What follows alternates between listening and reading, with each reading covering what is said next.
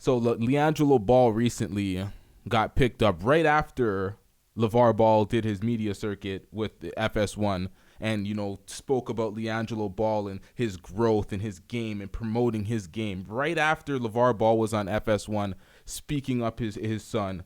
People always want to act like that's a negative when LeVar Ball does that. Literally right after that happened, Liangelo Ball was picked up and signed by the OKC Thunder Blue G League team. He was already a practice player with the squad, but they actually picked him up and signed him literally an hour after that interview. So it's like, is it a bad thing all the time when LeVar is being seen and LeVar is making all these bold statements?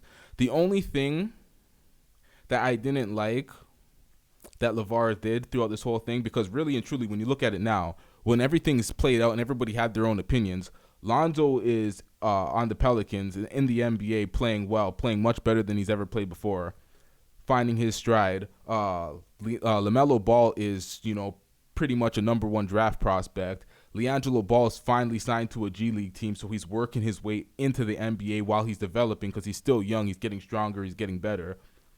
At the end of the day, his vision could come true. He could have all three Ball brothers in the NBA. The Big Baller brand is a different story. It's not quite as successful as the Ball brothers, like the brand itself, the clothing brand, and the whole. But it's not as well. They have the reality show. That's still good for them, but that's just more of a. We see that as like a LeVar accomplishment or the Ball family. We don't attribute that to the Big Baller brand as a brand.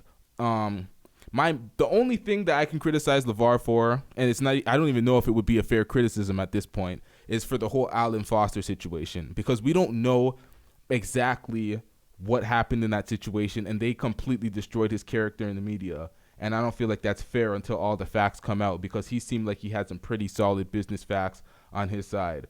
So I feel like there was a little bit of confusion, a little bit of misunderstanding the business when it came to those two. But I feel like they dragged his name through the dirt without any evidence. So like that's why I'm not going to go in on Alan Foster anymore. I'm clearly a Big Baller. I'm a Big Baller brand supporter. I'm a LeVar Ball supporter. All Ball family. I support all those guys. Even when I'm speaking objectively, sometimes people think I'm coming at them or I'm being negative. Like no, I could see objectively while being a fan. Still a supporter of those guys, but I'm not going to drag Alan Foster's name through the mud anymore.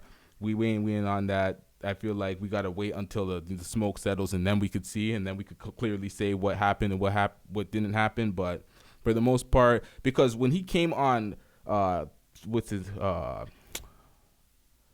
Colin Cowherd show. When he came on Colin Cowherd show, and Colin Cowherd referred to, Alan Foster as the guy that, pretty much fucked up the operation, like the sleaze bag. He pretty much kind of put him in that light on his show. And I was like, whoa, that's the impression. And that's what the media forever, refers to Alan Foster as, like the bad guy. And I'm like, that's not fair yet. It could have just been, bad business management or just, errors in the business. So we don't know yet. So that'll all come out soon. But, what else do we got here?